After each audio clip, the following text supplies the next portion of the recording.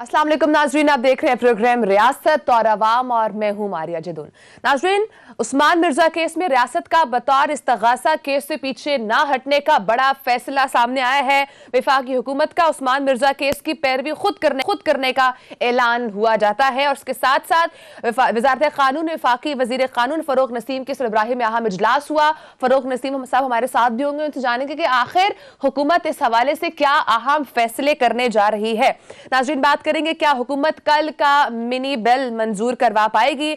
Opposition का money bill के रास्ते में बड़ी रुकावट बनने का ऐलान सामने है और साथ ही साथ क्या कल एमक्यूएम कोई बड़ा सरप्राइज दे सकती है। नाज़रीन, प्रोग्राम में बात करेंगे तंजीमें तहलील होने के बाद भी पीटीआई की अंदरूनी इख्तलाफात कम ना हुए, बढ़ने लगे हैं। बात करेंगे केपी के बल्दियाती इंतखाबात में शिकस्त से पीटीआई ने क्या सबक हासिल नहीं किया, आखिरकार पीटीआई के अंदर इस वक्त चल क्या रहा है, क्यों बहरान का शिकार है। बात करेंगे वजीर आजम इमरान खान का आर्मी चीफ के हमरा ISI सेक्रेटरीट का दौरा, क्या अहम इस हवाले से इस दौरे में ब्रीफिंग ली गई है, उस पर बात करेंगे। मेरे साथ स्टूडियोज में मौजूद है सहाफी तजज़ियाकार अदील वड़ाइच और हमें ज्वाइन करेंगे वफाकी वजीर कानून और इंसाफ फरूक नसीम साहब जी। लेकिन अदील, पहले आपसे स्टार्ट लूंगी, बताइएगा बहुत सारे ऐसे केसेस हैं जिसमें अमूमन ऐसे होता है कि इन्वेस्टिगेशन चलती है, पहले विक्टिम सामने आता है, इन्वेस्टिगेशन होती है, जब केस किसी मंतकी अंजाम को पहुंचने लगता है तो विक्टिम किसी न किसी बात से पीछे मुकर जाता है और फिर होता यह है कि जो क्रिमिनल होता है वो साइड पे हो जाता है, उसको इंसाफ मिल जाता है और जो विक्टिम होता है वो बैक एंड पे वही रोता रह जाता है। तो सर ये बताइएगा, मेरे ख्याल से हमें फरूक नसीम साहब ने ज्वाइन किया है। सर बहुत शुक्रिया, आपने प्रोग्राम को टाइम दिया। सर बताइएगा, उस्मान मिर्जा केस में रियासत ने बतौर इस्तगासा केस से पीछे ना हटने का ऐलान किया है, लेकिन सर बताइएगा, केस हुआ, इन्वेस्टिगेशन हुई, वीडियोस मौजूद हैं, सब कुछ सामने है, सबके पूरी इन्वेस्टिगेशन का प्रोसेस चलता है और उसके बाद अचानक से क्या होता है कि वो खातून मुकर जाती हैं। सर, हुकूमत का इस वक्त क्या प्लान है, हुकूमत क्या अहम फैसले लेने जा रही है और कानून इस मुताबिक क्या कहता है कि क्रिमिनल को जब विक्टिम पीछे हो जाए तो क्रिमिनल को किस तरह से आगे लेकर जाया जाता है और विक्टिम को इंसाफ मिलता है? देखिए, ऐसा है, एक तो थैंक यू वेरी मच कि आपने मुझे मदद किया, लेकिन बुनियादी बात जो आपका सवाल है वो ये है कि ये स्टेट की रिस्पॉन्सिबिलिटी है। ये रिस्पॉन्सिबिलिटी किसी तरह का प्रोसिक्यूशन जो है, क्रिमिनल प्रोसिक्यूशन, स्टेट की रिस्पॉन्सिबिलिटी है, पहली बात। दूसरी बात ये है कि जिस तरह का जो कंप्लेंट थी और जिस तरह की भयानक वीडियोस हम सब ने देखी, आप सब ने देखी, इसमें मीडिया का बड़ा अहम किरदार है और बड़ा फाल किरदार है। तो उसके बाद अगर जो कंप्लेनेंट साहिबा है या जिसने भी कंप्लेंट दाखिल की है, अगर तो वो पीछे हटते हैं, और ये याद रखिए कि उनका शायद 164 का भी बयान है, तो अगर वो पीछे हटते हैं तो दो पॉसिबिलिटीज हैं, या तो कहीं ब्राइबरी हुई है या कोई थ्रेट दिया गया है इनको। और इसको डील करने के लिए अगर वो पीछे भी हट जाते हैं, इसके फोरेंसिक्स मौजूद हैं, जो ऑडियो टेप्स चले हैं, और फोरेंसिक्स सबको पता है कि उसकी वेरासिटी साबित हो चुकी है। तो ये लाख कुछ भी कर ले, ये रफ़ा अम्मा का पब्लिक इंटरेस्ट का मामला है, सोसाइटी की ये एक बहुत बड़ी कमजोरी होगी कि अगर ये कंप्लेनेंट पीछे हट जाती हैं। फरूक नसीम साहब, सोसाइटी की जानिब से भी सोशल मीडिया के जरिए बड़ा सामने आया है। प्राइम मिनिस्टर इमरान खान इस मामले की खुद निगरानी कर रहे हैं, उनकी क्या हिदायत है इस हवाले से? देखिए, जो प्राइम मिनिस्टर साहब ने जो हिदायत दी है और मुझ तक पहुंची है, और हम भी इससे प्रोएक्टिव थे, वो यही है कि इसको जो स्टेट की रिस्पॉन्सिबिलिटी है। देखिए अदील, जो हम नहीं करेंगे, हम न इन्वेस्टिगेशन को इन्फ्लुएंस करेंगे, इन्वेस्टिगेशन तो एक्चुअली हो भी चुकी है, न अदालत को इन्फ्लुएंस करेंगे, लेकिन अपना भरपूर मुकदमा अदालत के सामने ये रखेंगे। और वो ये है, 1979 का एक जजमेंट है सादिक का, उसमें जस्टिस गुलाब पटेल ने ये कहा था कि ये दरअसल ये रिस्पॉन्सिबिलिटी और ड्यूटी है अदालत की कि वो ट्रूथ और सच को डिटरमिन करे, और इससे कतई नजर कि कोई हॉस्टाइल विटनेस हो जाता है या अनफेवरेबल विटनेस हो जाता है, अदालत को अपनी ड्यूटी ये देखनी है कि अगर कंप्लेनेंट की जो स्टार विटनेस है, अगर वो भी मुनहरिफ हो जाता है या हो जाती है, हॉस्टाइल हो जाता है, अनफेवरेबल हो जाता है, तो अदालत ने ये देखना है कि सच क्या है, और सच के बाद फिर कन्विक्शन होगा या क्विटल होगा। यानी किसी तरह भी ना स्टेट में हटना है, और अदालत से हमने यही सर इस्तदा इस करनी केस है। में क्या सामने आई हैं वजूहात? जो लड़की का बयान है वो अपने बयान से क्यों मुकरी है? क्या कोई ब्राइब का चक्कर है, या फिर उनको किसी चीज का डर है, या रियासत उनको प्रॉपर सिक्योरिटी फराहम क्योंकि नहीं कर रही? आज आईजी साहब ने जो ब्रीफिंग दी है आपको, पुलिस के आला हुकाम ने आपको जो ब्रीफिंग दी है, उसमें ऐसी कोई चीजें सामने आई हैं? मैं देखिए, आप दोनों से ये गुजारिश करूंगा कि मैं इस टेलीविजन पे, मीडिया पे कोई डिस्क्लोजर नहीं कर सकता। ऐसी बात है कि आईजी साहब ने और उनकी टीम ने और प्रोसिक्यूटर्स ने एक ब्रीफिंग दी है, लेकिन मैं एक जनरल बात करता हूँ। तो दो चीजें हो सकती है ना। जनरली कोई भी अगर कंप्लेनेंट है जो कि इतनी वहशियाना एक क्राइम हुआ है, तो या तो ब्राइबरी हुई है, वन, या थ्रेट है। अब इररिस्पेक्टिव वो हॉस्टाइल भी हो जाए, अनफेवरेबल भी हो जाए, जो रियासत की ड्यूटी है, वजारत कानून है, हमारी पार्लियामेंट्री सेक्रेटरी साहब हैं, मैं हूँ, लॉ सेक्रेटरी साहब हैं, और पुलिस भी, आईजी साहब भी बड़े इसमें प्रोएक्टिव नजर आ रहे हैं, प्रोसिक्यूटर्स भी। हम इसको आखिरी रहे, हमें जो वीडियो आई है ना, उसके एक बहुत इंपॉर्टेंट एस्पेक्ट क्या है। वो वीडियो जो आई, तो वो ना सिर्फ ये जो अक्यूज साहब है इन्होंने भी डिनाई कभी नहीं किया, और ना कंप्लेनेंट ने डिनाई किया, बल्कि उसका सहारा भी लिया। और 98 का सुप्रीम कोर्ट का ये फैसला है कि अगर कोई वीडियो या कोई मीडिया में चीज आती है और वो डिनाई नहीं की जाए, तो उसका भी कॉन्सिक्वेंस। फरूक नसीम साहब, ये जो मोटरवे जो एक रेप केस था, फिर शाहरुख जतोई केस था, फिर उस्मान मिर्जा वाला ये वाला केस है, नूर मुकद्दम केस हो, इस तरह के जो केसेस हमारी सोसाइटी पे इनका बड़े मनफी असरात मुरतब होते हैं। जब ये सोसाइटी में ये पैगाम जाता है कि इतने महीनों बाद भी इन केसेस पर अभी तक ये पेशरफ्त है, तो क्या हमारे निज़ाम इंसाफ में इससे मुतल्लिक कानून में हुक्म है, या हमारी जो प्रोसिक्यूशन है ये उसकी सलाहियत ही इतनी नहीं है? क्योंकि अदालतें कहती हैं कि केस तो प्रोसिक्यूशन ने लेके चलना होता है। नहीं अदिल, थोड़ा सा मैं विद ड्यू रिस्पेक्ट, ये बात है तो सही, लेकिन थोड़ी सी आप ये देखें कि दुनिया जहां में जो कवानीन है और दुनिया जहां में जो क्रिमिनल ट्रायल्स हैं, अमेरिका में अभी एक क्रिमिनल ट्रायल हुआ था, वो 25 साल लगे थे उसमें। इंग्लैंड में कितने साल लगते हैं। बहुत सी ऐसी अदालतें हैं जहाँ क्रिमिनल ट्रायल्स जो है वो टाइम लेते हैं, लेकिन इंसाफ का खून भी नहीं करना। आगे देखिए कि नूर मुकद्दम केस है, उसको बाकायदा प्रोसिक्यूशन हो रही है, उसकी बाकायदा पैरवी हो रही है। जहाँ तक कि आपने शाहरुख जतोई की केस का कहा है, तो वहाँ गवर्नमेंट ऑफ सिंध है, पीपल्स पार्टी की गवर्नमेंट है, वो मेरे ख्याल में तो उस गवर्नमेंट से सवाल किया जाए, वो उसने अपनी रिस्पॉन्सिबिलिटी पूरी नहीं की, और वो क्यों नहीं की तो वो तो खुद बताएंगे। सर आपने बात की है कि क्रिमिनल ट्रायल डिले होते हैं, 25-25, 30-30 साल लग जाते हैं केसेस के फैसले आने में। 1935 का क्रिमिनल जस्टिस सिस्टम है, जब तक कहते हैं उसको तब्दील नहीं करेंगे तब तक उस तरह से तब्दीलियां नहीं आ सकती, क्योंकि हमने अमूमन इसी उसको देखते हुए, इसी सिस्टम को देखते हुए हमने देखा कि इसी सिस्टम के होते हुए विक्टिम जो है वो पीछे रह जाता है, और जो क्रिमिनल होता है वो साइड से होके निकल जाते हैं। तो सर आप क्या समझते हैं, जब तक इसको चेंज नहीं करेंगे जैसे बांग्लादेश, इंडिया ने किया, तब तक आपको लगता है कि जस्टिस ऐसे ही डिलेड होता रहेगा?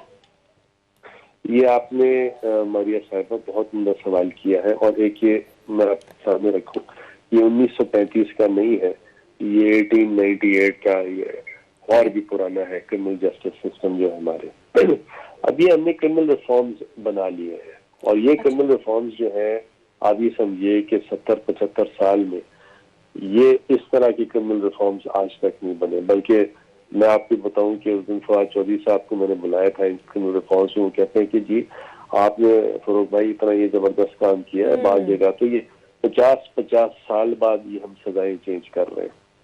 तो ये अगर इट्स ब्रेकिंग कि आपने इसको इसके हवाले से रिफॉर्म्स ले आए हैं। उसमें अभी रुकावट क्या है फरूक नसीम साहब? वो ड्राफ्ट आपने इतना शानदार ड्राफ्ट तैयार किया है वजारत कानून की, उसमें काविशें हैं, अंग्रेज दौर का निजाम जो है वो तब्दील करने जा रहे हैं, लेकिन वो चीजें रुकी कहाँ हुई हैं? रुकी कहाँ है? नहीं, वो रुकी हुई नहीं है। वो अदील अच्छा। ऐसा है ना कि उसके अंदर एक हमारी कमेटी है जिसका नाम है CCLC। उस CCLC के मेंबरान है, उस सबको साथ लेके चलना है, किसी को बुलडोज नहीं करना। सब ने अपने अपने जो भी सजेशन दिए, बल्कि ये वो चीज थी कि हमने तमाम बार एसोसिएशंस और बार काउंसिल्स को लिखा कि आप बताएं, लेकिन हमेशा की तरह हमारे बेहतरीन मेरे दोस्त हैं बार काउंसिल और बार एसोसिएशन वाले, उन्होंने एक भी सजेशन नहीं दिया। और इस दफा तो हमने राइटिंग उनसे मांगा है, लेकिन बार काउंसिल writing वाले नहीं दिया। नवाज शरीफ की नाअहली के खात्मे के लिए जरूर सुप्रीम कोर्ट ऑफ पाकिस्तान से रुजू कर रहे हैं। आपके ख्याल में फरोग नसीम साहब इसमें भी कोई बड़ी डेवलपमेंट होने जा रही है? मुझे अजीज इसके बारे में कुछ नहीं पता, और बाद में करेंगे कोई प्रोग्राम इस पे, लेकिन ठीक ये इंशाल्लाह अजीज बहुत जल्द ठीक है। पार्लियामान में हम इंट्रोड्यूस करने जा रहे हैं क्रिमिनल रिफॉर्म्स। अच्छा सर, लास्ट क्वेश्चन ये है, कल MQM कोई सरप्राइज तो नहीं देगी हुकूमत को? कल जो मनी बिल है वो मंजूर हो जाएगा? देखिए, मैं सिर्फ आपको इतनी बात करूंगा कि जो ये मुत्तहदा कौमी मूवमेंट है पाकिस्तान, जो MQM जिसको कहते हैं, तो इसने और अब की जो MQM है ना, इसका मार कुटाई से ताल्लुक है ना, गिराव जलाव से ताल्लुक है ना, किसी नेगेटिविटी में है। लेकिन जो अहले ज़ुबान है, उन्होंने उनके आबा और अजदाद ने ये मुल्क बताया है, और हमेशा वो इस मुल्क के लिए चट्टान की तरह खड़े रहेंगे। हमेशा इस मुल्क को जब जब जो जरूरत पड़ेगी, स्पेशली अगर इंटेलेक्चुअल कोई भरपूर रिक्वायरमेंट होगी, तो ये लोग हमेशा खड़े हुए इस मुल्क के साथ। ठीक है सर, बहुत शुक्रिया आपने प्रोग्राम को बताया। जैसे भी फरोग नसीम साहब ने भी कहा कि केस है और इस हवाले से एक अहम नज़ीर भी बनाने जा रहे हैं। अदील, आप क्या समझते हैं? ये जैसे भी फरोग नसीम साहब ने बात की है कि वो रिफॉर्म्स लेकर आ रहे हैं, जो हमारा पेचीदा सुकम वाला अंग्रेज का दौर का निज़ाम है क्रिमिनल जस्टिस सिस्टम के हवाले से, वो रिफॉर्म्स लेके आ रहे हैं। इट्स अ गुड स्टफ, लेकिन उसकी इम्प्लीमेंटेशन और ये चीज़ें जब तक नहीं होंगी तो आप नहीं समझते कि रिजल्ट उस तरह से नहीं आएंगे सामने? देखें, ये बहुत बड़ा काम वजारत कानून करने जा रही है। पाकिस्तान तहरीक इंसाफ की हुकूमत में अगर कोई काबिल लोग मौजूद हैं, जो चंद काबिल लोग नज़र आते हैं, जो काम करते नज़र आते हैं, वज़ीर कानून फरोग नसीम साहब उनमें से जो हैं सर फहरिस्त हैं, और अभी इनकी वजारत ने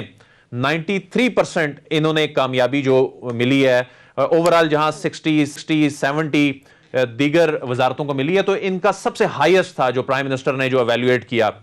तो ये जो रिफॉर्म्स लेकर आ रहे हैं, ये वाकई में अंग्रेज दौर का जो निज़ाम है, फौजदारी निज़ाम है, ये तब्दील होने जा रहा है। और अभी ये क्या मीडिया की हेडलाइन सुबह से चल रही हैं, ये जो यही जो रोना रोया जा रहा है कि इस केस में क्या हो रहा है, कि जो मुतासरा खातून है वो उन्होंने जो बयान हल्फी दिया है, उसकी वजह क्या है? हमारे मुल्क में ये एक केस नहीं है, इस तरह के कई केसेस हैं जब वाकया नया नया होता है, जिसके साथ ज्यादती होती है, जो मजलूम होता है उसे भी उस वक्त विक्टिम ही पैसे लेके साइड पे हो जाते हैं। तो इसमें मसला क्या है?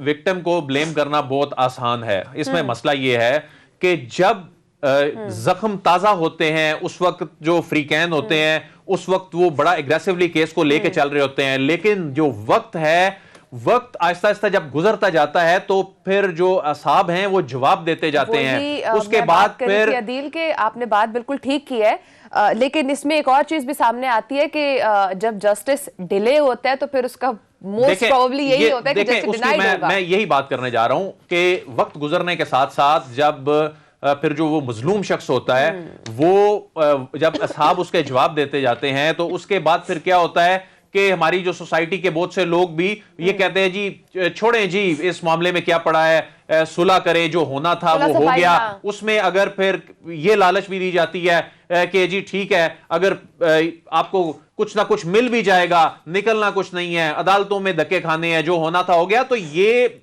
इसमें कोई शक नहीं है, जब ताखीर होती है इंसाफ में, तो इसका यही मतलब है कि वो शख्स इंसाफ से एक किस्म का महरूम हो रहा होता है। लेकिन उसकी वजह यह है, हम भी मामला सारा अदालतों पे डाल देते हैं। अदालतें जो हैं वो क्या करें? इसमें हमारी जो प्रोसिक्यूशन है, इसकी इस्तादाद कार बढ़ाने की जरूरत है। हमारी जो प्रोसिक्यूशन है, इसके बहुत बुरे हालात हैं। जज साहब ने खुद बैठ के अज्यूम तो नहीं कर लेना, और ना टेलीविजन की हेडलाइन पर फुटेज देखकर तो जज साहिबान ने फैसले नहीं करने होते। हमने कल भी ये जब बात की थी, जब मियां नवाज शरीफ के बैरून मुल्क जाने के हवाले से आपने एक सवाल किया था और आपने कहा था जी अदालत के जरिए, तो उसमें भी मैंने यही उस वक्त बात की थी। देखें, अदालत में हुकूमत ने उस वक्त जाकर एक मौक़िफ़ अपनाया, उसकी बुनियाद पे अदालत ने उनको बाहर भिजवाया था। अब भी देखें, इसमें हुकूमत ने प्रोसिक्यूशन में पीछे ना हटने का फैसला किया है इसमें, तो उसमें अदालत यकीनन इस केस को आगे फिर लेकर जाएगी। जब प्रोसिक्यूशन जो है वो अपना किरदार अदा ना करे, जो मुद्दई है वो पीछे हट जाए, उसमें फिर अदालत क्या करेगी? ये बिल्कुल फ़रोग़ नसीम साहब की बात दुरुस्त है कि अचानक से वैसे ऐसे हो कैसे सकता है?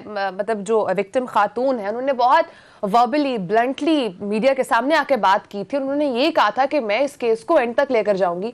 अचानक से कोई अपने बयान से, जो कि ऑन रिकॉर्ड मौजूद हो और पुलिस इस मामले को बहुत करीब से देख भी रही हो, अचानक से बयान बदल जाए, सस्पिशियस नहीं लगता? इसीलिए तो रियासत इसमें खुद आई है।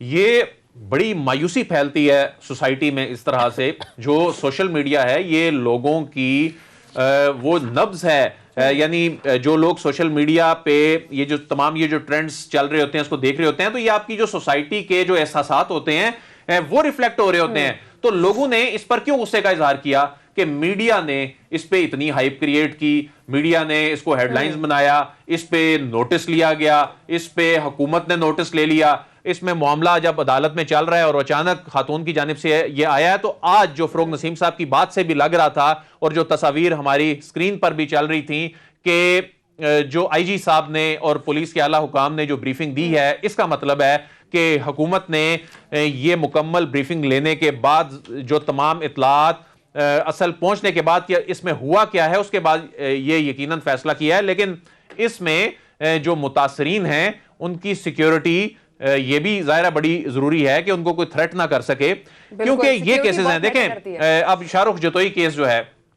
उस केस में ये नहीं है कि कोई गैर कानूनी तरीके से केस बंद हो गया था, उसमें बाकायदा दियत वाला मामला और उसमें जो तमाम वो तकाजे हैं वो पूरे करने के बाद ज़ाहिर है अदालत ने बरी किया था। लेकिन इसका हमारी सोसाइटी में मैसेज किया गया कि जो ताकतवर है उस पे कोई हाथ नहीं डाल सकता। इसका नुकसान क्या होता है? इसका नुकसान ये होता है कि ताकतवर शख्स जब कानून तोड़ता है, ताकतवर शख्स जो है वो जुल्म करता है, तो इस तरह के केसेस उसको तकवीयत देते हैं, इस तरह के केसेस उसको ये कॉन्फिडेंस देते हैं कि कुछ भी नहीं होना, ज्यादा से ज्यादा क्या होगा कि चंद महीने जेल में रहने के बाद मामला सेटल करा लिया जाएगा।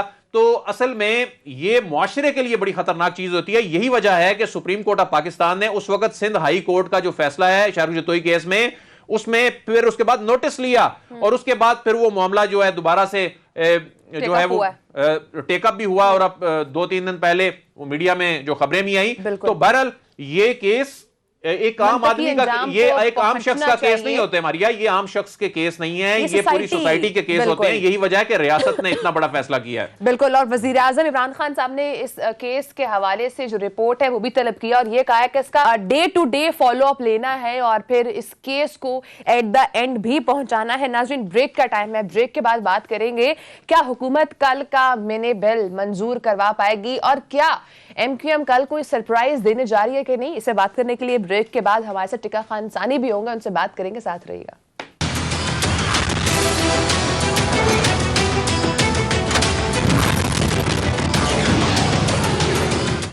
वेलकम बैक नाज़रीन, कल हुकूमत के लिए एक और इम्तहान होने जा रहा है। क्या हुकूमत कल का मिनी बिल मंजूर करवा पाएगी? एक तरफ MQM भी सरप्राइज देने के लिए तैयार है और ऑपोजिशन भी कह रही है कि हम कल के इस मिनी बिल में बड़ी रुकावट बनने जा रहे हैं। टिका खान सानी साहब हमारे साथ मौजूद हैं, सीनियर जर्नलिस्ट हैं। लेकिन अदील, पहले मैं आपकी तरफ आऊंगी, आप बताइएगा कि कल क्या हुकूमत अपना ये मिनी बिल मंजूर करवा पाएगी, क्योंकि ऑपोजिशन तैयार है। क्या ये हमेशा की तरह ऑपोजिशन सिर्फ तैयार है, लास्ट मोमेंट में बैक ऑफ कर जाएगी? देखें, इस दफ़ा हालात थोड़े से डिफरेंट हैं और इस मरतबा हुकूमत यकीनन पहले जैसा जो कॉन्फिडेंस था, जिस तरह जून में बजट की मंजूरी वाला जो मामला था, इस मरतबा वो नज़र नहीं आता, क्योंकि MQM ने भी अपनी जो 11 तजावीज़ हैं उन्होंने कहा है जी कि हमने साथ इसी शर्त पे देना है कि इन तजावीज़ पर अमल किया जाए। अभी हमने लॉ मिनिस्टर साहब से भी बात की तो कोई वाजे इस हवाले से कोई चीज़ सामने नहीं आई। अभी हम टिका हांसानी साहब से भी ये पूछेंगे और शाकिर सुलंगी साहब जो कि अपोजिशन को कवर करते हैं कि अपोजिशन की क्या लायामल होगा। देखें, सबसे पहली बात तो ये है कि इसमें कोई ना तो कोई 2/3 अक्सरियत या ना कोई इस तरह के कोई नंबर जाहिर करने हैं, ये सादा अक्सरियत से इसने पास होना है। लेकिन जो सूरत हाल है इनके अपने लोग पूरे करने के हवाले से, जो कोरम की सूरत हाल है, आज भी ऐसी सिचुएशन बनी तो हुकूमत ने अगर इसको सीरियस ना लिया तो बड़ा सरप्राइज आ सकता है। लेकिन यह समझने की जरूरत है कि इस मनी बिल की बुनियाद पर सियासत बहुत ज्यादा की जा रही है। ये मनी बिल हम पहले भी बता चुके हैं कि ये टैक्स एग्जेम्पशन है बुनियादी तौर पे 350 अरब रुपए की, 343 अरब रुपए की, और इसमें टैक्स नेट को बढ़ाना है। अपोजिशन को भी इस चीज का इदराक है। और क्या ये तमाम लोग वाकई में ऑपोजिशन को इस चीज का पता है? बिल्कुल पता है, पहले भी आप एक स्टोरी कवर कर चुके हैं। इन तमाम लोगों को पता है, लेकिन ये इस पर सियासत कर रहे हैं और ये तासुर दिया जा रहा है कि जी कोई IMF के आगे कोई सरेंडर कर दिया है। हमने गुज़िश्ता रोज भी इस हवाले से बताया था कि जो टैक्स एग्जेम्पशन का मामला है इसमें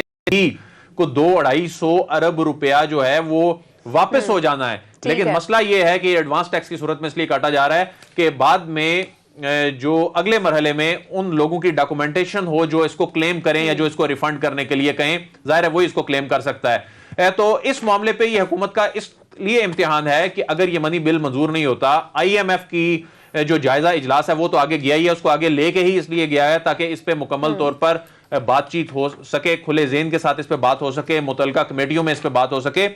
लेकिन अगर कल कोई सरप्राइज आता है और फिर हुकूमत के लिए जाहिर है मुश्किल हो जाएगा। कानूनी तौर पे तो अगरचे इसका कोई ऐसी कोई कॉन्सिक्वेंसेस आइन कानून में नहीं लिखे हुए, लेकिन कहा जाता है कि जी जो हुकूमत अपना बजट मंजूर ना करवा सके क्योंकि वो सादा अक्सरियत होती है और वो बजट बहुत जरूरी चीज, मतलब एक तो मेन बजट है ना, मेन बजट मंजूर नहीं होता फिर तो उसके बाद हुकूमत ने आगे करना क्या है। ये IMF की शराइत पर जो मनी बिल आ रहा है ये अगर नहीं होगा तो इस वक्त अपोजिशन जो इस वक्त सर जोड़कर बैठी है और पर तोल रही है, हुकूमत को घर भेजने के लिए प्लान बना रही है। आगे मार्च जो है, फरवरी से ही मार्च शुरू हो रहे हैं, लेकिन और मार्च में जाकर तो ये मामला फिर फरवरी से भी पहले जो है वो बड़ा टेस्ट है हुकूमत का भी। टिका खान सानी से पूछा, टिका खान सानी साहब बताइएगा क्या समझते हैं कल हुकूमत, क्या कोई हुकूमत सेटबैक देने जा रही है या ऑपोजिशन सेटबैक देने जा रही है? क्या हुकूमत अपना कॉरम पूरा कर लेगी?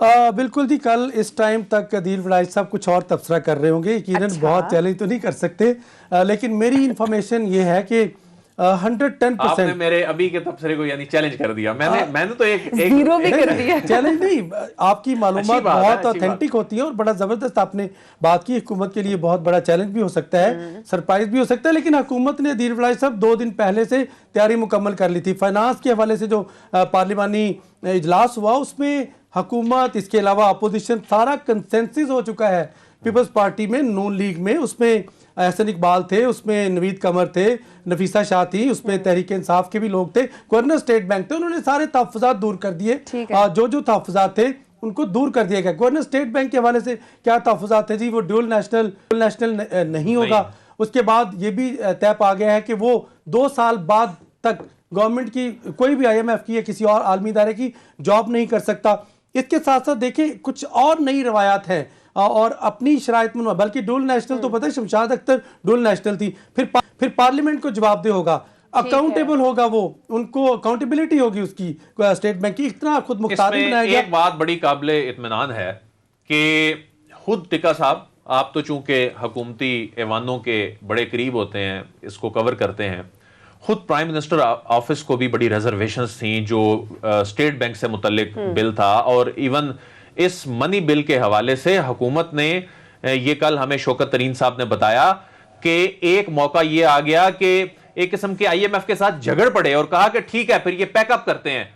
तो ज़ाहिर है IMF का भी दुकानदारी तभी चलनी है ना, वो कर्जा देंगे तो उनको उसमें से कुछ मिलना है, वो जो इंटरेस्ट मिलना है वही उनका प्रॉफिट है। तो यहां तक पाकिस्तान ने इसमें रेजिस्ट किया। जो इसमें काबिले इत्मीनान बात यह है कि एक जो परसेप्शन टिका हांसानी साहब बन गई थी, कि जो परसेप्शन ये बन गई थी कि हुकूमत पता नहीं IMF की तमाम बातें ही मानी जा रही है, तो कल जो वफाकी वज़रा की जानिब से इस्लामाबाद में सीनियर सहाफ़ियों को जो ब्रीफिंग दी गई उसमें यह बताया गया, बल्कि इसमें वाकई ये बात काबिल इत्मीनान थी कि ऐसा कुछ नहीं है।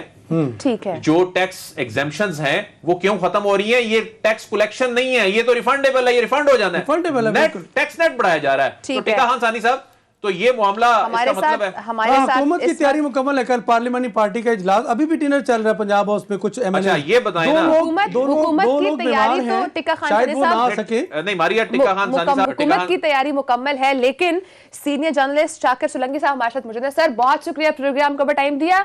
टिका खान सानी साहब कह रहे हैं हुकूमत तैयार है फुल कंसेंसस के साथ, ऑपोजिशन इस वक्त क्या कर रही है, उस साइड पे क्या कोई प्लानिंग है? देखें, अपोजिशन की कोशिश तो है कि हुकूमत को कल नाकाम बनाए, लेकिन माजी में हमने जितने भी बड़ी कानून साजी होती रही है उसमें देखा है कि अपोजिशन ने जितनी भी तैयारी की है भरपूर, तो अपोजिशन कामयाब नहीं हो सकती है, क्योंकि हुकूमत के पास बहरहाल अक्सरियत तो है ना अपोजिशन की बनिस्बत, तादाद ज्यादा है। तो आज भी हुकूमत ने कोशिश ये की थी, शहबाज शरीफ साहब निकल आए थे मौलाना फजल रहमान के घर, तो वो अकेले आए थे, किसी और मेंबर को नहीं लेके आए थे साथ में, इसीलिए कि सबको वहां पर बैठाया था कि हुकूमत ऐसा ना हो कि हमारे मेंबरान कम देखकर हुकूमत बिल मंजूर न करा ले। तो इसलिए तमाम मेंबरान को हिदायत की गई थी। अभी भी मेरी अपोजिशन के रहनुमाओं से बात हुई तो उन्होंने यही बताया कि तमाम जमातों के जो पार्लिमानी लीडर्स हैं उनको उन्होंने जिम्मेदारी ली है कि अपनी अपनी जमातों के मेंबरान की जो हाजिरी है वो हर सूरत में यकीनी बनाएंगे। आसिफ अली जरदारी भी इस्लामाबाद में हैं, तो उनके लिए भी मैंने मालूम किया कि वो आएंगे या नहीं आएंगे। उन्होंने कहा कि वो अगर आने की पोजीशन में होंगे तो वो भी जरूर आएंगे, लेकिन उनका कंफर्म अभी तक नहीं है। और कल कोई इजलास अभी तक नहीं बुलाया अपोजिशन ने, लेकिन पहले से अपोजिशन ने ये तय किया हुआ है कि कोशिश की जाएगी। आज भी जिस तरह हुकूमत पेश नहीं कर सकी क्योंकि तादाद कम थी, कोरम टूट गया, 1 घंटे के बाद हुकूमत ने कोरम बड़ी मुश्किल से पूरा किया है, तो हुकूमत के इत्तेहादी भी खुश नहीं है। आज सायरा बानू है जीडीए की हुकूमत की इत्तेहादी है, उन्होंने कोरम की निशानदेही की। तो अगर इत्तेहादियों में से कोई गड़बड़ कर जाए तो फिर हुकूमत नाकाम हो सकती है, नहीं तो शाकिर सोलंकी साहब, आपके कहने का मकसद है कि इतना अपोजिशन से खतरा नहीं है हुकूमत को जितना उनके अपने लोगों से है, और एमक्यूएम भी आंखें दिखा रही है। जीडीए का हवाला आपने बताया शाकिर सोलंकी साहब, तो कल सरप्राइज भी कोई हो सकता है? अदील भाई, सच्ची बात यह है कि मैं किसी गलत फहमी या खुशफहमी का शिकार नहीं होता, क्योंकि जब भी कोई बड़ी कानून साजी होती रही है माजी में, अभी 3 सालों में हमने देखा है इस तरह की सूरत हाल बनती रही है। हुकूमत को वाकई अपोजिशन से इतना खतरा नहीं है जितना इत्तेहादियों से होता है। इत्तेहादी हुकूमत को आंखें दिखाकर अपना रेट बढ़ा देते हैं और फिर हुकूमत के साथ ही चले जाते हैं। कभी भी इत्तेहादियों ने अपोजिशन का कोई साथ नहीं दिया। माजी में 3 सालों में हमने देखा है जितनी भी बड़ी कानून साजी हुई है उसमें, तो कल भी यही होगा। आज भी तकारीर जो इत्तेहादी हैं वो कहीं कहीं हुकूमत के खिलाफ कर रहे थे। एमक्यूएम कह रही है कि 11 तजावीज को शामिल ना किया गया तो एमक्यूएम अलग होने का फैसला भी कर सकती है, कल साथ भी नहीं देगी। तो क्या वो 11 तजावीज है?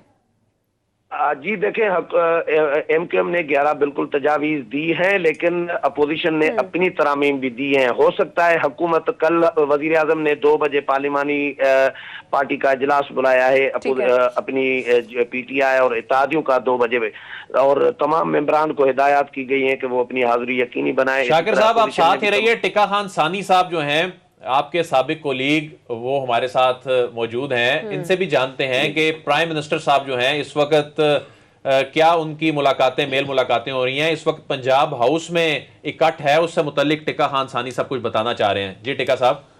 Thank you very much Adeel Bahraich sahab. आज बुनियादी तौर पर पंजाब के कुछ अरकान कौमी असम्बली जो हैं और कुछ सेनेटर्स जो हैं उनको बुलाया है पंजाब हाउस में। सीएम की तरफ से बाकायदा तौर पे ये अशाया दिया जा रहा है, उसमें आमिर डोगर बाकी लोग जो हैं वो कुछ ब्रीफ करेंगे, अहमियत बताएंगे जो मिनी बजट आ रहा है उस हवाले से, और उनकी हाज़िरी यकीनी बनाने के लिए वज़ीर पार्लिमानी अमूर और आमिर डोगर की जिम्मेदारी लगी है। तो यकीनन कल इजलास से पहले वज़ीर आज़म इमरान खान भी मिलेंगे। आज भी चौधरी मोहम्मद सिलाई समेत दीगर जो मुस्लिम लीग काफ के इत्तेहादी हैं उनके साथ वज़ीर आज़म की मुलाकात हुई है। चौधरी बरादरान की तरफ से इस मरतबा कोई नहीं, चौधरी बरादरान हमेशा वज़ीर आज़म के मौक़िफ़ के या तहरीक इंसाफ के हामी होते हैं। जो रिजर्वेशन होती हैं वो भी बताते हैं, वो डंके की चोट पे हर इजलास में बात कर देते हैं, काबीना में भी। मोनस लाई साहब, टिक्का सानी साहब, आप तो काबीना को कवर करते हैं। मोनस लाई साहब जो हैं वो बड़े बड़े इश्यूज पर बात करते हैं। और चीमा साहब जो हैं, तारिक बशीर चीमा साहब, वो बड़े बड़े इश्यूज पर काबीना में इख्तलाफ करते हैं। हाँ, लेकिन वो साथ जरूर देते हैं। वो चूंकि इत्तेहादी हैं और वो समझते हैं कि हम इत्तेहाद का हिस्सा हैं, अगर हुकूमत ना रही तो इत्तेहादी भी नहीं रहेंगे, लिहाजा वो अपने तहफ़्फ़ुज़ात से आगाह करते हैं और प्राइम मिनिस्टर इसको अप्रिशिएट करते हैं। कम से कम कोई मौक़िफ़ सामने आता है। खदशा है ना कि अगर हुकूमत नहीं रहती तो उनका इत्तेहाद भी नहीं रहेगा, तो एमक्यूएम कहाँ की रहेगी? मारिया देखिए, जो एमक्यूएम के तहफ़्फ़ुज़ात थे उसमें तो आप मारिया बहुत सारे तहफ़्फ़ुज़ात एमक्यूएम के दूर भी हो चुके हैं। देखिए, ज्यादा तो गवर्नर स्टेट बैंक के ऊपर थे, स्टेट बैंक खुद इदारे के ऊपर थे जब वो ऑडिटेबल होगा, बल्कि गवर्नर स्टेट बैंक ने तो ये कहा कि लोग मुझे कहते हैं मैं छुट्टी लेके आया हूं, मैं रिजाइन करके आया हूं। देखिए, क्या मुफ्ता इस्माइल नहीं IMF में काम करते रहे? क्या शमशाद अख्तर नहीं आए वर्ल्ड बैंक के साथ काम करती रही? तो ये काम करते रहे हैं। अब वो रिजाइन करके वो कहते हैं मैं पाकिस्तान का पढ़ा हूं। ये तमाम पार्लियामेंटेरियन को उन्होंने बाकायदा तौर पे आगाह किया, प्राइम मिनिस्टर को भी तहफ़्फ़ुज़ात थे वो भी दूर हो गए। बहरहाल बाकी जो आईनी जो बिल आ रहा है, इख्तियारात देने में फर्क नहीं है टिक्का खान सानी साहब? देखिए, सबसे बड़ी बात तो ये है कि जब कोई इदारा पार्लियामेंट को जवाबदेह होगा, उसको मादर पिदर आज़ादी नहीं दी गई। जब वो IMF को जवाबदेह होगा और वो पाकिस्तान की पॉलिसीज को सामने रखते, इतनी इंडिपेंडेंस नहीं दी गई कि वो आलमी इदारों के साथ बराह रास्त मुज़ाकरात करें, उसका जवाबदेह होंगे वो। और क्या इस हवाले से कोई मैकेनिज्म है मौजूद कि कल वो अगर कुछ होता है तो उसके लिए अकाउंटेबल है? बिल्कुल, जब आज जो बिल आ रहा है उसमें मौजूद है ये सारी चीजें, उसमें बाकायदा तौर पे तब्दीलियां की गई हैं। मैं इसमें बताऊं कि कल शौकत तरीन साहब से जब ये पूछा गया कि जी अगर गवर्नर स्टेट बैंक आपकी बात नहीं मानते, आप तो कानून में उनको इतना एम्पावर करने जा रहे हैं कि आप फिर इनसे पूछ नहीं सकेंगे, तो गवर्नर स्टेट बैंक जो है वो साथ बैठे हुए थे, तो उन्होंने उनके सामने कहा मैं फायर कर दूंगा अगर मेरी बात नहीं मानेंगे।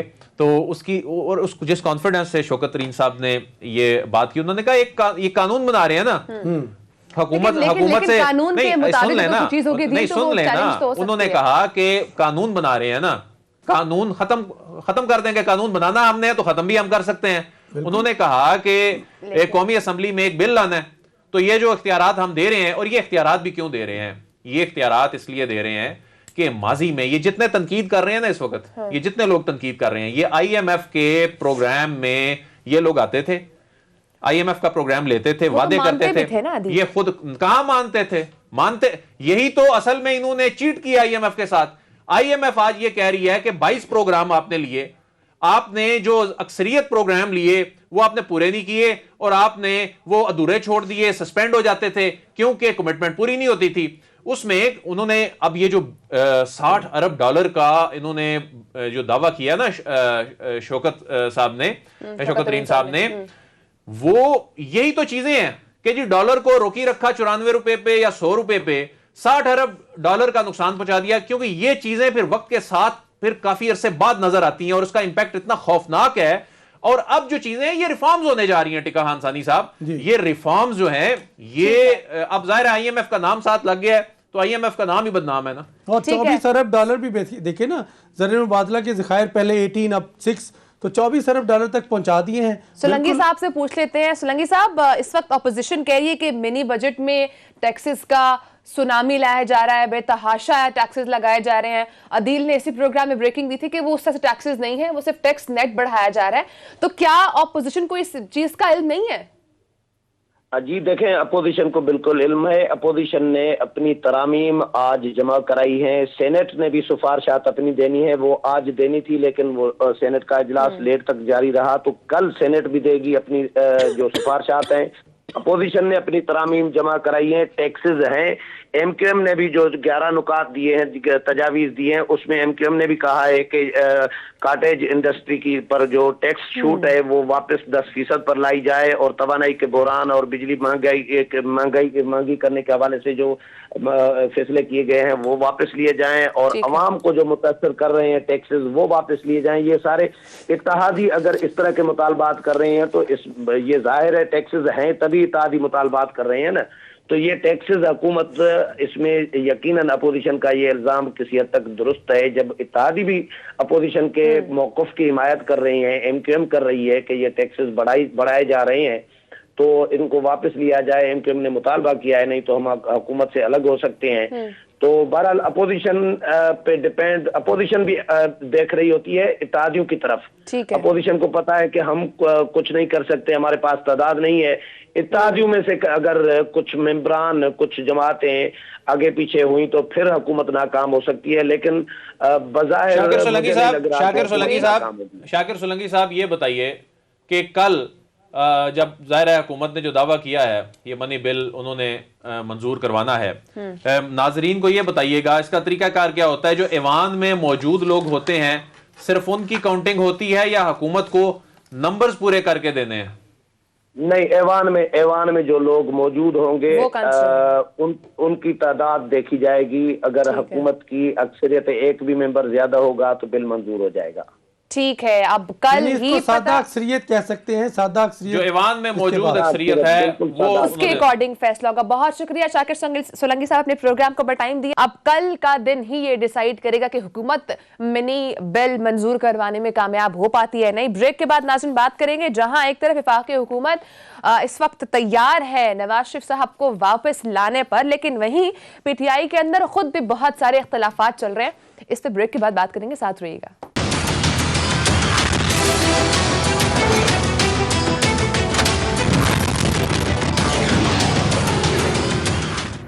वेलकम बैक नाज़रीन, तंजीम तहरील होने के बाद पीटीआई अंदरूनी इख्तलाफात मजीद बढ़ने लगे हैं। केपीके के बल्दियाती इंतखाबात में शिकस्त के बाद भी पीटीआई ने शायद सबक नहीं सीखा है। आज़ाद कश्मीर हो या सिंध तहरीक इंसाफ के कारकुन आपस में उलझ पड़े हैं। पीटीआई कराची के साबिक सदर अशरफ जब्बार कुरैशी साहब पार्टी के फैसलों से नाला हैं और दूसरी तरफ रहनुमा तहरीक इंसाफ अहमद जवाद साहब का बयान भी सामने आता है। वो इस वक्त उन्होंने फैसला किया है कि पीटीआई दौर में जो भी वज़रा अरबपति बने हैं उनकी वो एक फहरिस्त बना रहे हैं और वो भी पब्लिश करेंगे। उसके साथ साथ उन्होंने वज़ीर आज़म इमरान खान साहब को भी तजवीज़ दिया। वो कह रहे हैं वज़ीर आज़म इमरान खान साहब को दरबारियों की नहीं बल्कि जगाने वालों की ज़रूरत है।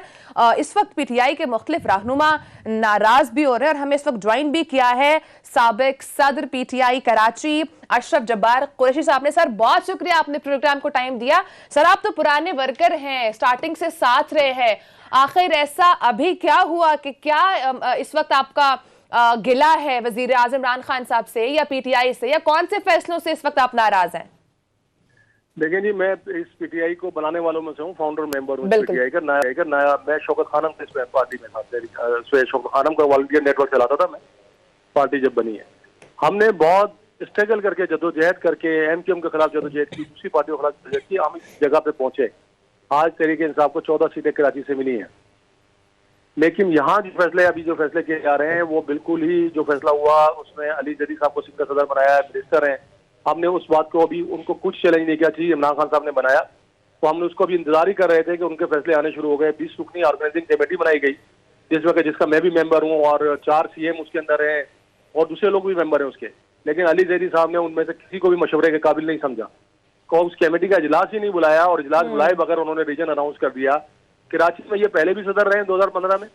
इनकी वजह से जो है पीटीआई को 2013 में जो वोट मिले थे वो 2015 में वापस चले गए थे और 2018 में बड़ी मुश्किल से हमने जो है अब दोबारा लोगों को जमा किया था, अपने वर्कर को जमा किया था, अपने पुराने साथियों को जमा किया था।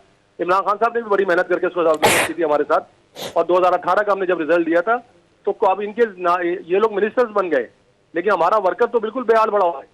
अगर अभी 1.5 साल का ये टाइम है, अगर इस टाइम के अंदर पार्टी की जो है अलाइनमेंट दुरुस्त नहीं की गई, इसकी तंजीम दुरुस्त नहीं की गई, तो जो विजनरी लोग थे वो तो घरों में डर रहेंगे, वो बिल्कुल चले जाएंगे। क्योंकि इस वक्त जो फैसले हो रहे हैं पार्टी के अंदर, अशरफ साहब जिस तरह के आपका एक स्टेटमेंट भी सामने आया है कि प्लेटफॉर्म से लोगों को पैगाम देता हूं कि अली जैदी के ऐसे किसी फैसले को ना माना जाए, यही तो पाकिस्तान तहरीक इंसाफ में मसला है और यही इसी वजह से इन्हें सुबकी का आप लोगों को सामना करना पड़ता है कि लोग जो हैं वो तंजीम जो फैसले करती है या उस इलाके के MNAs MPAs जो फैसले करते हैं, चाहे वो ठीक हो रहे हो ना हो रहे हो, इस बहस में हम नहीं जाते, लेकिन एक दूसरे की ये जो टांगे खींचने का तासुर होता है, हो सकता है आपके साथ ज्यादती हो रही हो सकता है आप किसी के साथ कर रहे हो, क्या कराची में हालात उस नहज पे पहुंच चुके हैं कि अब वही चीजें कि पीटीआई को जो कहा जाता है कि इतना जो राइवल जमाते हैं उनसे इतना खतरा नहीं है जितना अपने आपस के लोगों से, आपस की पॉलिसियों से है?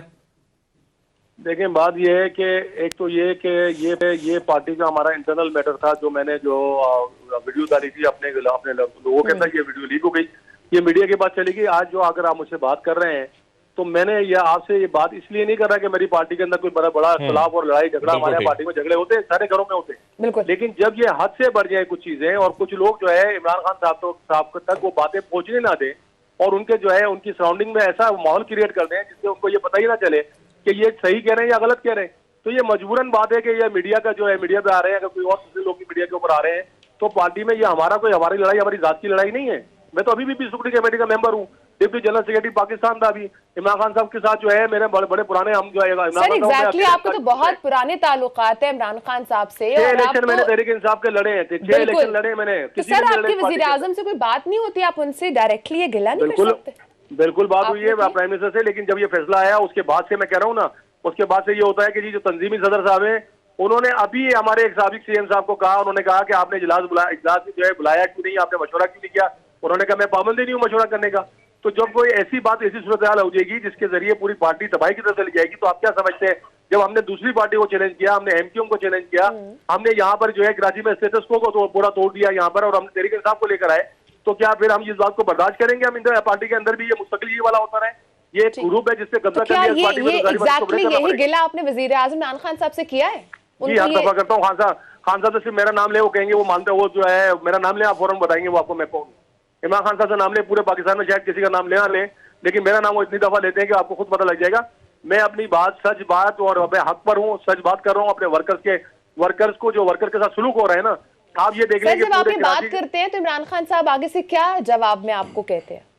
इमरान खान साहब ने कहा था मैं अभी फैसले कर रहा हूँ और अच्छे फैसले होंगे, लेकिन ये जो फैसला आया उसके ऊपर जो है ये जो फैसला अली जैदी साहब का फैसला जब आया तो हम चुप हो गए, हमने उनके खिलाफ कोई एजिटेशन नहीं किया, लेकिन जब इन्होंने मशावरती कमेटी को बाईपास किया, तंजीमी डिसिप्लिन को तोड़ा, तो फिर हमें मजबूरन हमें आना पड़ा सामने। हम क्या करते हैं? अशरफ साहब, अब ये बताएं कि 16 जनवरी को जो मुशावरती इजलास कारकुनान का होने जा रहा है, इसमें क्या लाहा अमल अपनाने जा रहे हैं? क्या जो तंजीम है इसके फैसलों के साथ चलेंगे या आपका अगला लाहा अमल क्या होगा? देखिए, मैंने वर्कर्स का मशावरती इजलास बुलाया है और मैं समझता हूं कि इस मशावरत से जो वर्कर्स को दूर रखा गया है तो उनको उसमें मुशावरत में शामिल करना पड़ेगा। पूरे पाकिस्तान का वर्कर इस बात को चाहता है कि उसको सारी तंजीमी मामला में मुशावरत में ले जाए। हमारा पुराना स्टाइल है कि हम वर्कर को बुला के घंटों बैठते थे, उनकी बात सुनते थे और उसके बाद डिसीजन लेते थे। हम पसंद नापसंद पे और बैग उठाने वालों का सदर नहीं बनाते थे। मैंने कराची में जो है 2013 के अंदर 90% टिकट मैंने दिए पीटीआई की, और 2013 का रिजल्ट आपको पता है कि क्या था 2013 में यहाँ पर। तो मैंने जो है, हमने वर्कर को, मैं कराची प्रेसिडेंट 2 दफा कराची प्रेसिडेंट रहा हूँ और मैं जो है यूथ का सदर भी रहा हूँ, मैं इमरान टाइगर का सदर भी रहा हूँ, तो मैंने हमेशा तंजीम वर्कर के साथ चलाई है। ठीक है, अब जो आपका वर्कर्स का इजलास है उसमें अहम फैसले जो आपने करने हैं वो भी सामने आएंगे, तो उन पर भी बात करेंगे। बहुत शुक्रिया सर, अपने प्रोग्राम दिया। नाज़रीन, सिर्फ यही नहीं, वजीर आजम से एक और भी पाकिस्तान तहरीक इंसाफ के रहनुमा हैं जो नाला हैं, अहमद जवाद साहब, वो क्या कह रहे हैं, उनकी क्या नाराजगी है, ये सुन लीजिए। आपका सिस्टम है गवर्नेंस का, वो कोलैप्स कर चुका हुआ है। आपने जिस किस्म के लोगों को इदारों के ऊपर आपने बरजमान किया है या मिनिस्ट्रियों के अंदर किया है, या जिस किस्म की टीम आपने अपने इर्द गिर्द खड़ी की है, वो नाअहल भी है, वो नकम्मी भी है, वो करप्ट भी है। मुझे बड़ा मुश्किल लग रहा है कि पीटीआई की डायरेक्शन में कोई चेंज आएगी। मुझे तो ऐसा ही लग रहा है कि जिस तरह क्रिकेट में मंसूर अख्तर खान साहब नहीं हटा सके थे, इसी तरह से इस वक्त पीटीआई की टीम के अंदर हर मिनिस्टर तकरीबन, मैं बीच में कुछ एक्सेप्शंस हैं, कुछ बड़े काबिल एहतराम लोग भी हैं, अच्छे काबिल लोग भी हैं, जैसे शफकत महमूद साहब हैं, डॉक्टर यास्मीन राशिद हैं, चंद एक और भी हैं। इसके अलावा तो जो पूरी टीम है वो मंसूर अख्तर ही आप समझें, और मंसूर अख्तर को आप जितना मर्जी चांस दें, उसने तो नहीं विवियन रिचर्ड बनना ना। ये उसी कार्बन मोनोऑक्साइड की मैं बात कर रहा था कि जो कि ये सब मिनिस्टर जो हैं वो एक दरबारी के तौर पे कार्बन मोनोऑक्साइड का किरदार अदा करते हैं, जिसको सूंघने के बाद लीडर आहिस्ता आहिस्ता नींद में चला जाता है, सोचने समझने की अदिल, ये तो बहुत संगीन इल्जामात लगा रहे हैं। हमने भी देखा कि तंजीमें तहलील हुई हैं, उसके बाद भी क्या इस वक्त पीटीआई के कारकुनान आपस में उलझे हुए हैं? मसला बेसिकली क्या है पीटीआई के अंदर इस वक्त? पाकिस्तान तहरीक इंसाफ इस टाइम चल रही है ट्रायल पे, अगर हम तंजीम की बात करें। अच्छा। पीएमएलएन के साथ अगर हम कंपेयर करें, इसका पाकिस्तान पीपल्स पार्टी के साथ कंपेयर करें, तो जो सीनियर लीडरशिप पाकिस्तान पीपल्स पार्टी और पीएमएलएन को चला रही है, जो उनकी रूट्स हैं, जो उनका स्ट्रक्चर है, पाकिस्तान तहरीक इंसाफ इस हवाले से और पार्टी डिसिप्लिन के हवाले से इनसे बहुत पीछे है। वैसे तो ये जमहूरियत का हुस्न है कि अलबत्ता पीएमएलएन में और पाकिस्तान पीपल्स पार्टी में कोई तनकीद नहीं कर सकता, वहां पर फिर बादशाहत है, फिर वहां पर उस तरह की जमहूरियत नहीं है, लेकिन पार्टी का डिसिप्लिन भी तो कोई चीज होती है। ये बड़ी अच्छी बात है कि पीटीआई में ये इख्तलाफे राय होना चाहिए। जमहूरियत का हुस्न है कि किसी भी जमात में होना चाहिए, लेकिन यहाँ इख्तलाफे राय जो है वो साजिश में बदल जाए, एक दूसरे की टांगे खींचने में ये मामला शुरू हो जाएं। अभी आप खैबर पख्तूनख्वा में देख लें, खैबर पख्तूनख्वा में क्या हुआ है कि इनके अपने लोग एक दूसरे को हराने में लगे हुए थे। अपोजिशन को तो काम ही नहीं करना पड़ा। मौलाना फजलुर रहमान की जमात ने तो उतने ही वोट लिए हैं जितने उन्होंने गुज़िश्ता इंतखाबात में लिए थे। उन्होंने कोई ज्यादा वोट नहीं लिए, उन्होंने अपना वोटर निकाला है। इनका वोटर भी नहीं निकला, इनके आपस में लोग जो हैं वो लड़ते भी रहे हैं। अब हम बात कर लेते हैं ये जो आजाद कश्मीर में जो कश्मीर कौंसिल के इंतखाबात होने जा रहे हैं। अब कश्मीर कौंसिल के इंतखाबात में आप अंदाजा करें कि सिर्फ 2 सीटें हैं।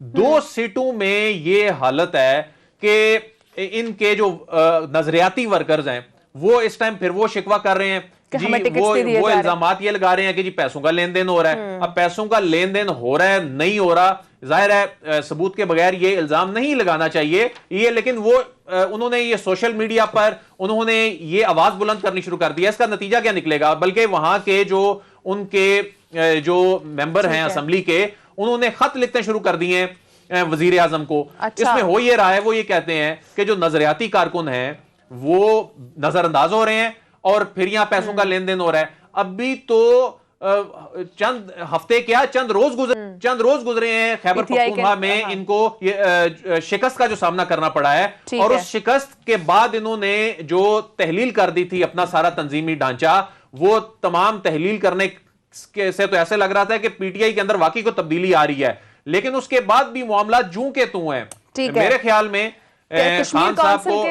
में खान साहब को किसी जहांगीर तरीन की जरूरत है। जहांगीर तरीन जो हैं उनके होते हुए इस तरह के मसाइल जो हैं। साहब की दोस्तियां तो इस वक्त कहीं और चल रही हैं। टिका खान साहब, आप क्या समझते हैं? एक तरफ जहां पे अभी नुकसान उठाना पड़ा है केपीके में जो बल्दियाती इंतखाबात हुए हैं, वहीं पर अभी कश्मीर काउंसिल के इंतखाबात से कभी तहरीक इंसाफ के जो कारकुनान है वो आपस में उलझ पड़े हैं कि खरीदो फरोख्त चल रही है। पीटीआई के अंदर बेसिकली चल क्या रहा है? क्या मैकेनिज्म मौजूद नहीं है? टिकटों की तकसीम किस तरह से करनी है, या मामला कुछ और है? बुनियादी तौर पर मारिया प्राइम मिनिस्टर इमरान खान ने हतमी तौर पे फैसला करना होता है, और ये किसी की भूल है कि शायद प्राइम मिनिस्टर जो है वो ऐसे बंदे को टिकट देंगे जिसके पैसे किसी वजीर ने पकड़े होंगे। असगर कुरैशी का नाम सामने आया, उससे पहले तौसीफ अब्बासी का नाम ही प्राइम मिनिस्टर ने अप्रूव किया था, जो जराए कहते हैं, लेकिन असगर कुरैशी का नाम मिनिस्ट्री की तरफ से आया। इसके अलावा दीगर जो तंजीमी अमूर हैं वो चलाने वाले लोग, उन्होंने भी नाम दिया, प्राइम मिनिस्टर ने अप्रूवल दे दी। अभी तो हतमी तौर पर बहुत सारी चीजें बाकी थी और तहरीक शुरू हो गई। इसके साथ साथ अगर बात करूं मैं कराची की, तो देखिए कराची का जो जिसको सदर बनाया है बिलाल गफार ने भी तो एक्सेप्ट कर लिया है ना, पार्लियामानी लीडर था, रिजाइन किया, कराची का सदर बन गया, और प्राइम मिनिस्टर ने इख्तियार दिया है सदूर को, सूबाई सदूर को, कि वो जवाबदेह होंगे। ये नहीं कि वो फिर क्या वो कुरैशी साहब से पूछेंगे वहां के मामला, वो अली ज़ैदी। लेकिन बहरहाल आप ये समझते हैं कि इमरान खान साहब को खुद लुक आफ्टर करना चाहिए तमाम मामलात को? जी, बराह रास्त प्राइम मिनिस्टर अब खुद लुक आफ्टर कर रहे हैं, और उसके बाद इख्तियारात दिया है सदूर को अली ज़ैदी के। अच्छा, ये जो बात कर रहे थे अशरफ जब्बार कुरैशी साहब, ये तो हर किसी की मुखालफत करते हैं, यानी शौकत खानम के दौर से साथ होने का मतलब ये है कि हर वजीर आज़म इमरान खान के बतौर चेयरमैन फैसले को वो कबूल न करें। तो लेकिन उनके भी गिले अपनी तरफ जायज है कि हम जैसे हार्ड वर्कर्स को नजरअंदाज किया जाता है, लेकिन at the end of the day वजीर आज़म इमरान खान साहब को जो भी एडवाइस की है, सिर्फ ये नहीं, ठीक है, परफॉर्मेंस भी देखते हैं, ठीक है, लेकिन जो इलेक्ट हुए उनकी परफॉर्मेंस भी अब अल्लाह ही जानता है। ब्रेक नाज़रीन, टाइम खत्म हो चुका है, मुलाकात होगी, अपना ख्याल रखिएगा, अल्लाह हाफिज।